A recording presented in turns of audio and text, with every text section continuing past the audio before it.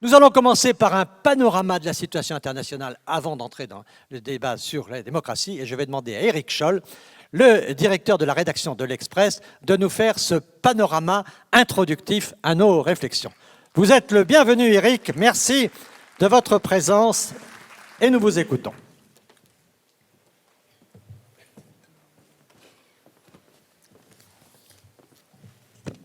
Bonjour à tous. Je suis dans l'attente d'une petite zappette pour... je ne sais pas où elle se trouve. Elle est là.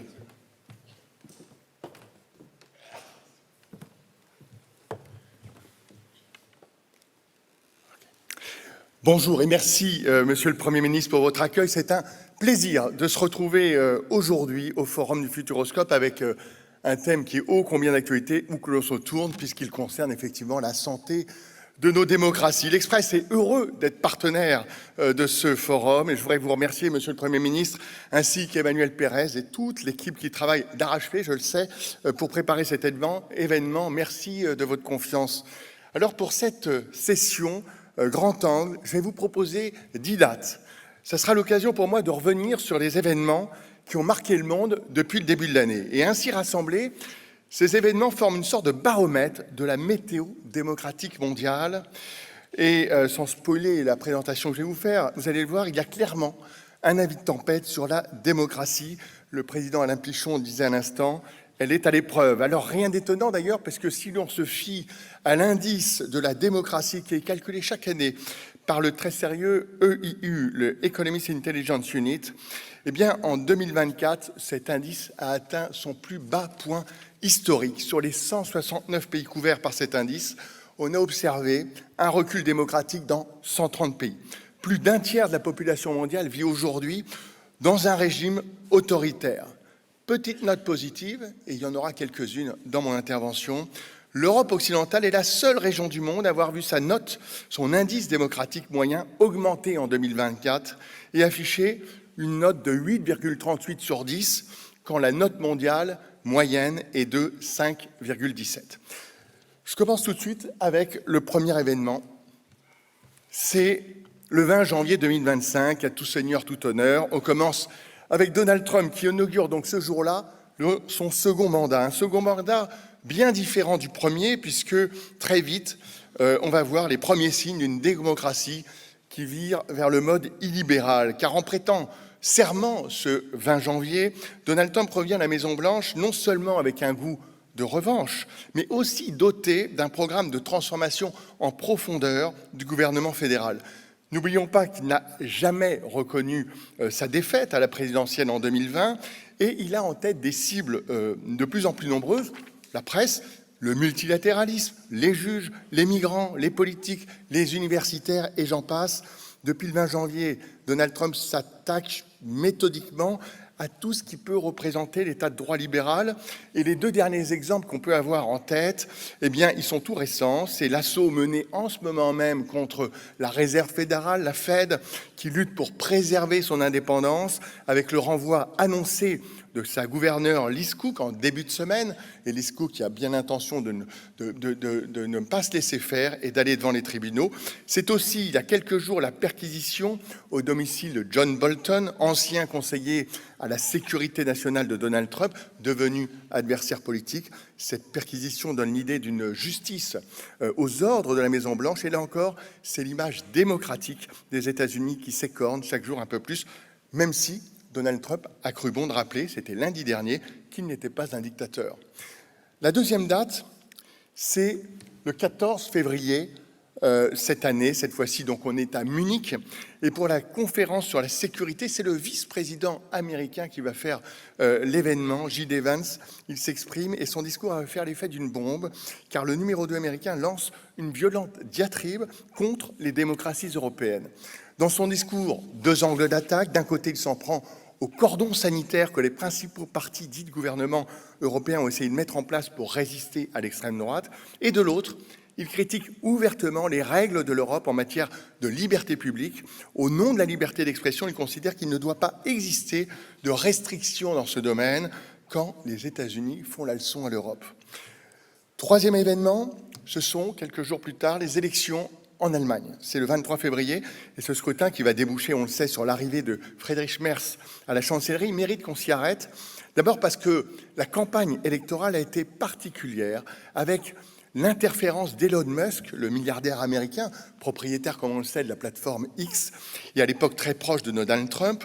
Elon Musk n'a pas hésité pendant cette campagne à intervenir en soutenant la leader de l'AfD, Alice Weidel, à travers sa plateforme, et ensuite parce que le 23 février, au soir, l'extrême droite est devenue la principale force d'opposition en Allemagne, en réalisant une percée historique avec un score de 20,8%, ce qui lui permet d'obtenir 153 sièges au Bundestag, une extrême droite d'ailleurs qui est en tête chez les 25-34 ans, encore un tacle pour la démocratie, et cette fois-ci ça se passe en Allemagne. Alors la quatrième date, c'est le 18 mai 2025, et là encore il s'agit d'une élection en Roumanie. Ce soir-là, les Européens poussent un ouf de soulagement avec la victoire du candidat libéral Nicosur Dan à la présidentielle roumaine. C'était loin d'être gagné car au premier tour, le maire de Bucarest était arrivé bien derrière George Simion, le candidat d'extrême droite. Ce dernier était un partisan trumpien affiché, appelant à renverser le système. Simion a contesté le résultat, il a déposé un recours auprès de la Cour constitutionnelle roumaine pour demander l'annulation du scrutin en raison d'ingérences extérieures, écoutez bien, notamment de la France, mais sa demande a été rejetée, ce qui a permis donc la victoire du libéral et pro-européen Nicosur Dan. C'est le regain de participation, la forte mobilisation des électeurs au deuxième tour. Mais ce vote a été regardé très près par l'ensemble des chancelleries, non seulement en Europe, mais dans le monde entier. Et il montre à quel point le vote anti-système est de plus en plus fort un petit peu partout. Cinquième événement, c'est le 31 juillet 2025, et cette fois-ci, on est à Kiev, avec Zelensky, Volodymyr Zelensky, le président ukrainien, qui se résout à lutter contre la corruption. Et ce jour-là, le président ukrainien va promulguer une loi corrective sur les instances anticorruption. Alors pourquoi je parle de ce moment-là? Parce qu'une semaine plus tôt, Zelensky avait surpris l'opinion de son pays, mais aussi l'opinion mondiale, en signant un document qui plaçait les deux organes anticorruption ukrainiens sous la tutelle du procureur général, lui-même nommé par le chef d'État. Un très mauvais signal pour la société civile ukrainienne, mais aussi pour l'Union européenne. On a vu en Ukraine à ce moment-là, pour la première fois depuis le début de la guerre en 2022, des manifestations éclatées dans le pays contre Zelensky, tandis que l'Union européenne a elle-même qualifié cette initiative, je cite, de sérieux recul. Mais la leçon d'histoire, c'est que Volodymyr Zelensky a su écouter la colère, revenir en arrière. C'est finalement le signe d'une démocratie qui fonctionne, même en état de guerre. Sixième date sur laquelle je voudrais revenir, c'est le 7 août, et toujours avec Donald Trump, c'est un peu un fil rouge de cette présentation. Donald Trump, qui, on le sait, impose ses tarifs douaniers au monde entier. Alors on se souvient que c'est au mois d'avril que Donald Trump avait lancé sa guerre commerciale. Finalement, après plusieurs reports, les tarifs douaniers vont s'appliquer à partir du 7 août, des tarifs qui s'échelonnent entre 10%, 40%, voire 50% dans le cas du Brésil. De son côté, l'Union européenne a négocié un accord avec l'administration américaine pour limiter ces nouveaux droits de douane à 15%. Ces nouveaux tarifs, soi-disant négociés, largement imposés par la Maison-Blanche, mettent fin à cette époque du multilatéralisme, incarné d'ailleurs par l'Organisation mondiale du commerce. Désormais, c'est la loi du plus fort qui prévaut, et la discussion ne concerne pas que le commerce. Si on regarde ce qui se passe précisément au Brésil, car si les produits brésiliens subissent une surtaxe de la part des Américains de 50%, c'est pour Washington une façon d'afficher son soutien à l'ex-président Bolsonaro, accusé par la justice brésilienne d'une tentative de coup d'État après sa défaite à l'élection présidentielle de 2022, quand les atteintes à la démocratie viennent se loger jusque dans les droits de douane. Septième date, c'est le 14 août, et cette fois-ci on va en Afrique, et c'est le choléra qui touche le Soudan. Alors pourquoi je vous parle de cette crise au Soudan? Eh bien parce que ce pays s'enfonce chaque jour un peu plus dans la pire crise humanitaire de la planète. C'est pas moi qui le dis, ce sont les mots de l'ONU. Et le 14 août, on apprend par un communiqué de Médecins sans frontières que ce pays est victime d'une épidémie de choléra devenue hors de contrôle. Le Soudan vit une tragédie. Ce pays qui s'était rebellé en 2019 contre Omar el-Béchir après 30 ans de pouvoir n'aura pas eu le temps de connaître l'apprentissage de la démocratie. Après un coup d'État en 2021, la guerre civile fait rage maintenant depuis 2023 entre l'armée et les paramilitaires des forces de soutien rapide, chaque camp recevant l'aide de puissances étrangères. Un conflit qui a déjà fait 150 000 morts, déplacé 14 millions de personnes, dont près de 4 millions dans des pays étrangers. Le Soudan est un pays riche sur le papier, mais il subit une guerre dévastatrice. Alors n'oublions pas que l'une des premières mesures de Donald Trump a été de couper les vivres de USAID, cet organisme américain. Or, le Soudan figurait parmi les 10 premiers récipiendaires de l'aide au développement américaine. Si le geste de Donald Trump a été largement commenté, il est loin d'être le seul. La plupart des pays occidentaux, pour des bonnes ou des mauvaises raisons, ont réduit discrètement leur enveloppe d'aide au public au développement. Et comme l'écrit Anne Applebaum, la grande journaliste Anne Applebaum, dans la revue mensuelle américaine Vie Atlantique, nous avons devant nos yeux au Soudan les conséquences de la fin de l'ordre libéral remplacé par l'anarchie et la cupidité. 8e date. Vous connaissez cette photo, c'est la rencontre entre Poutine et Donald Trump. Ça se passe en Alaska, à Anchorage, et c'était donc le 15 août. Pas la peine de vous décrire la scène. Une rencontre surréaliste d'un président russe, normalement interdit de sortie de son territoire, car il est, rappelons-le, sous le coup d'un mandat d'arrêt émis par la Cour pénale internationale.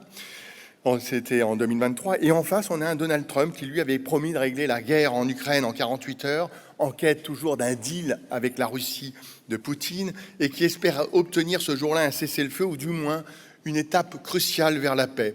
Un Donald Trump qui va dérouler le tapis rouge ce jour-là au leader russe, un Donald Trump qui va applaudir Vladimir Poutine. Quant aux conditions de la paix, elles ne sont pas réunies. Les exigences de Poutine, en fait, n'ont pas changé d'un iota. Il veut toujours plus, il veut la capitulation de Kiev. Dans ces conditions, cette rencontre à Anchorage n'aura servi à rien, sinon redorer le blason du maître du Kremlin. Mais il suffit de regarder les attaques russes qui se sont produites cette semaine, avant-hier, sur Kiev, et qui ont eu lieu et qui ont fait au moins 19 morts pour comprendre qu'à Anchorage, ce 15 août, Trump s'est fait piéger par Poutine. 9e date, le 17 août, avec ces jours-là des manifestations importantes en Israël. On compte entre 300 000 et 500 000 manifestants dans plusieurs villes du pays pour demander au Premier ministre Netanyahou de mettre fin à la guerre dans la bande de Gaza et obtenir un accord pour la libération des otages qui sont retenus. Peine perdue, Netanyahou ne va rien céder et les autorités vont même accuser les manifestants de renforcer le Hamas. Alors au-delà de l'image de plus en plus abîmée d'Israël dans le monde, une image d'ailleurs largement exploitée, instrumentalisée par les ennemis de l'État hébreu, on assiste dans ce pays, il faut bien le dire, à une sorte de fuite en avant de l'exécutif. C'est Netanyahou et lui seul qui prend la décision de continuer la guerre et d'occuper toute la bande de Gaza, malgré les contestations venant même de l'appareil sécuritaire ou militaire israélien, ce qui montre le degré de concentration du pouvoir. En fait, il faut se rendre compte que 2 partis membres du gouvernement, les colons messianiques de Smotrich et les ultranationalistes de Ben Gvir, imposent leur ligne extrême à tout un pays, alors que ces 2 partis ne représentent que 10% des votes aux législatives, mais c'est vrai que leur départ ferait chuter la coalition et entraînerait de nouvelles élections. Alors oui, il y a des entraves de la justice et d'état de droit en Israël qui se multiplient, mais rappelons quand même, et je crois que c'est important de le dire, qu'Israël reste la seule démocratie du Moyen-Orient et les 9 millions d'Israéliens pourront s'exprimer dans les urnes l'année prochaine. Dernière image sur laquelle je voudrais revenir, là aussi on l'a vu d'ailleurs sous les 2 angles, avec les Européens devant ou inversement.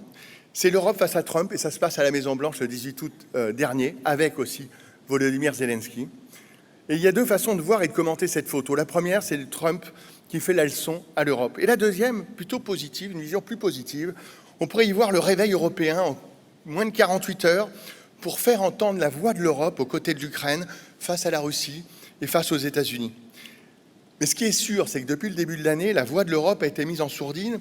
C'est pas moi qui le dis, c'est Mario Draghi qui s'est exprimé tout récemment, il y a juste une semaine, l'ancien Premier ministre italien qui a porté un constat lucide sur l'Europe, et je le cite, voilà ce qu'il disait à Rimini la semaine dernière. Pendant des années, l'Union européenne a cru que la dimension économique s'accompagnait d'une puissance géopolitique et d'une influence dans les relations internationale. Cette année restera dans les mémoires comme celle où cette illusion s'est évaporée.